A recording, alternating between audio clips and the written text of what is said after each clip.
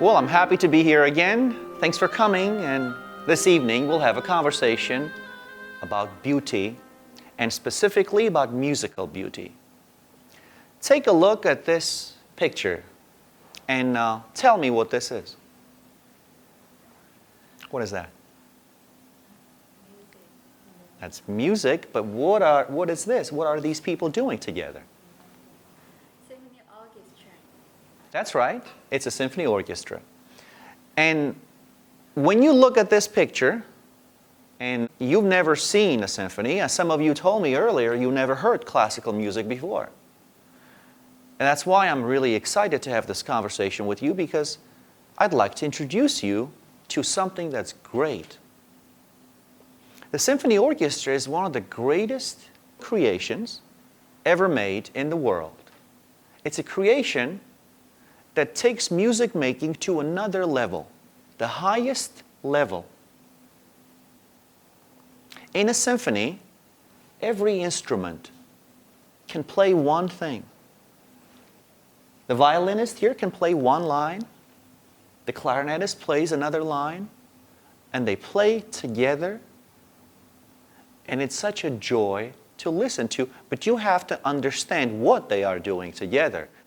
The composer is the person who sits down and works out how these instruments can sound good together, to make it all sound grand and majestic and beautiful. Now, I was your age when I first discovered symphonic music. I was in college, and I was interested to find out what symphony was, because I was trying to become a musician myself. Then I went and bought CDs of great symphonies, great composers and their work. And I played the music. I played it once. I felt nothing. No emotion in my heart. I don't care for this. I feel like it means nothing to me. Then I play it again. I'm still disappointed. I play it again and again and again, and every time I feel like I'm let down. I feel like this is foreign language to me. It's a language I don't understand. But I wasn't arrogant. Thankfully, I realized there must be something great in it, so I kept fighting. I kept fighting, and I kept fighting with myself. Third time, the fourth time, I keep listening over and over again. I start seeing things. I see things which I never realized could be in music. I see structures. I see layers of creation. I cannot say it's boring stuff, like lots of people say. They listen to classical music, they say it's boring. Is it boring? No, they just don't know classical music. They don't understand it. So they feel it's boring. It's an illusion. And a very dangerous illusion, because if you only found out what this was, if you only knew what's behind the sound that comes at you when you hear this, you would be transported. Your heart would be overjoyed. But some of you feel like it's as easy as listening. Some of you feel like you just sit down and listen, and then you will like it. That's not how it works. Maybe for songs it works like that. You know, you listen to your favorite singer, and you say, I like this song. You like him. Most of the time you say it's a handsome boy, right? You have all these handsome boy favorite singers that you listen to. Their music is not hard to understand. You don't need preparation. You don't need me to help you understand their songs. You will naturally understand it. But imagine what you feel when these singers sing your favorite songs, and you hear. You feel happy. You have interesting emotions. You could be feeling sad.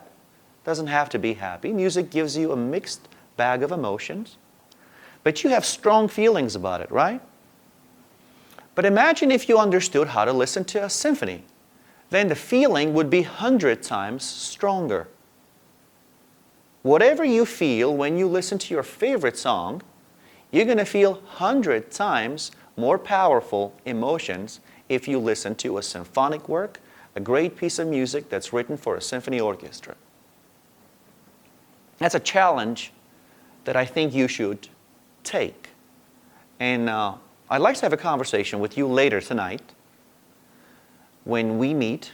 And in the time frame that you have between now and then, I'd like you to listen to a symphonic piece. I'm not going to tell you what. Why don't you find it?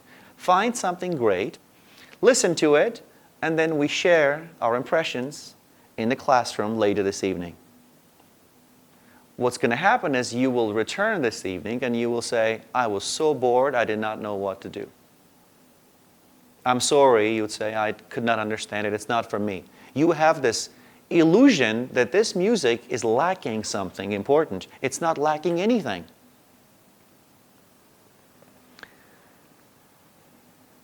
A cat can hear better than humans.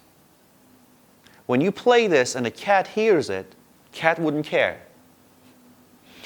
Now, the tragedy, the greatest tragedy is that if you play this music to the average person walking down the street right now, he's going to give you the same reaction. He will listen and he wouldn't care. But we are humans. We should be better than that. If this is the greatest music-making machine ever made, the symphony orchestra, then you have to know what it can give you.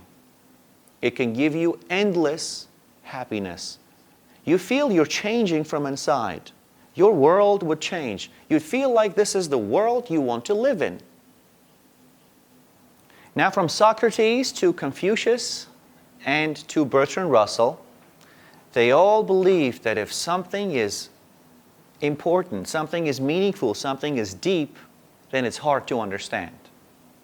If something is easy, then it comes by easy. Confucius said, love is difficult, hate is easy. Right? Genuine love is difficult, jealousy is easy. You don't have to work hard to be jealous, you are naturally jealous. Acceptance, tolerance, these things are difficult. Now, the same thing is true for beauty.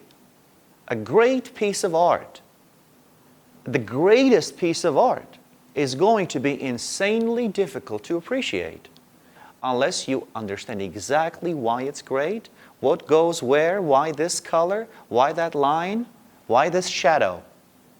Same thing with literature. If you read the greatest poem, do you immediately know it's great?